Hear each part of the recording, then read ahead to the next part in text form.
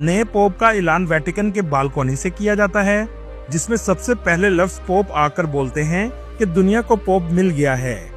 Roman Catholic का pope इनके मजहब का सबसे ताकतवर शख्स होता है। पोप जब भी खिड़की में आते हैं तो हजारों की तादाद में लोग इस चर्च के सामने स्क्वायर में इन्हें सुनने के लिए आते हैं। पोप के मरने के बाद इनकी लाश एक ताबूत में रखी जाती है, जिन्हें देखने हजारों लोग आते हैं। पोप बनने का एक सबसे अहम कानून ये भी है कि पोप कभी शादी नहीं करता, बल्कि अपनी जिंदगी चर्च के लिए वक्फ कर देता है। पोप जिस जगह रहता है इसे पेपल पैलेस कहा जाता है। इंतखाब का ये अमल 800 सालों से चल रहा है। पेपल पैलेस के अंदर बहुत खूबसूरत और नक्शो नगार बनाया गया है।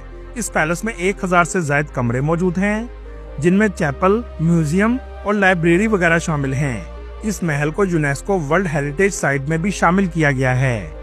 पोप हर इतवार को पेपल पैलेस की खिड़की में खड़े होकर खिताब करते हैं, जिन्हें लाखों लोग सुनते हैं। पिछले 2000 सालों में 260 से भी ज्यादा पोप बनाए गए हैं। इनमें से बहुत से पोप को इस पैलेस के नीचे ही दफन किया गया है, जहां किसी को जाने की इजाजत नहीं है। वेटिकन सिटी का अपना टाइम जोन और झंडा भी है। इसके अलावा करेंसी और पासपोर्ट भी इस कंट्री का अलग मौजूद है। इस पूरे मुल्क में 95% मर्द और सिर्फ 5% औरतें हैं। दुनिया का सबसे बड़ा चर्च भी इस कंट्री में मौजूद है, जिसका नाम सेंट पीटर बालिस्का है। इस मुल्क में शराब बहुत ज्यादा पी जाती है। एक रिपोर्ट के मुताबिक हर कोई 74 लीटर सालाना शराब पीता है। वेटिकन सिटी में रहने वाला शख्स कोई भी टैक्स अदा नहीं करता। इसकी मईशत का सबसे बड़ा सहारा स्विट्जरलैंड का मुल्क है। वेटिकन सिटी में सालाना 60 लाख लोग विजिट के लिए आते हैं और इस मुल्क में आने के लिए आपको पहले इटली का वीजा लेना होगा। इस पूरे मुल्क के इर्द गिर्द दीवार बनाई गई है और इसके अंदर जाने के लिए हमेशा लाइनें लगी रहती हैं। वेटिकन सिटी में जाने के लिए आपको 1 से 2 महीने पहले बुकिंग करवाना पड़ती है। इसकी टिकट आपको 50 यूरो से 100 यूरो तक मिलेगी। इसमें एंटर होते ही आपको दुनिया की सबसे छोटी कंट्री में दुनिया का सबसे बड़ा चर्च नजर आएगा। टूरिस्ट आपको हर जगह नजर आएंगे। इसकी हर बिल्डिंग को पेंटिंग से सजाया गया है। दुनिया के फेमस आर्टिस्ट ने यहाँ पेंटिंग का काम बहुत ज्यादा किया है। सेंट बालिस्का चर्च जो अंदर से बहुत खूबसूरत बनाया गया है। हर तरफ नक्शो नगार और नकूश बनाए गए हैं, जिसकी छतें भी बहुत ज्यादा हाइट पर बनाई गई हैं। इस पूरे मुल्क में आप 2 घंटे में पैदल घूम सकते हैं। इस मुल्क में सिर्फ एक होटल मौजूद है, लेकिन ज्यादातर टूरिस्ट रात गुजारने के लिए इटली चले जाते हैं।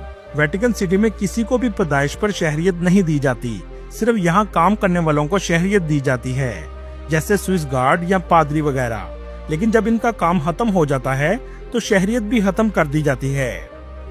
वेटिकन में दुनिया का सबसे छोटा रेलवे निजाम भी मौजूद है, जिसपे सिर्फ 2 पटरियां और 1 स्टेशन है। इसका इस्तेमाल ना होने के बराबर है। दोस्तों, ये दुनिया का वाहिद ऐसा मुल्क है जहां एक भी हॉस्पिटल नहीं है। अगर किसी को इलाज करवाना हो तो इसे इटली जाना पड़ता है। वेटिकन में एक सुपरमार्केट मौजूद है जो सिर्फ वहां के शहरियों के लिए है। हर कोई वहां पर जाकर खरीदारी नहीं कर सकता। इस पूरे मुल्क में आपको एक भी जानवर देखने को नहीं मिलेगा और ना ही आप कोई जानवर यहाँ पाल सकते हैं। दुनिया में किसी भी मुल्क में लातीनी जुबान नहीं बोली जाती, लेकिन इस मुल्क में आज भी लातीनी जुबान सरकारी जुबान है। हत्ता कि यहाँ के ATM भी लातीनी जुबान में हैं। वेटिकन सिटी के दरवाजे रात के वक्त बंद कर दिए जाते हैं, मतलब गुरूबे आफ्ताब के बाद ये मुल्क मुकम्मल तौर पर बंद हो जाता है। ना कोई आ सकता है और ना ही कोई इस मुल्क से जा सकता है। वेटिकन मुल्क तो बहुत छोटा है, लेकिन इसकी ताकत रूहानी असर और रसूख की वजह से है, क्योंकि 1 अरब 40 करोड़ से ज्यादा लोग इस मुल्क को फॉलो करते हैं। वेटिकन सिटी में एक जमाने में मजहबी कैदखाना भी बनाया गया था। जो शख्स मजहब को पूरी तरह फॉलो नहीं करता था, इन्हें इन कैदखानों में डाल दिया जाता था, लेकिन आज इनको म्यूजियम में तब्दील कर दिया गया है। वेटिकन के महल में कुछ ऐसी खुफिया दस्तावेजात मौजूद हैं जो चंद अफराद के अलावा किसी को पढ़ने की इजाजत नहीं है, और ये दस्तावेजात हजारों साल पुरानी हैं। इनका राज कोई नहीं जानता। इस जगह को वेटिकन सीक्रेट आर्काइव कहा जाता है।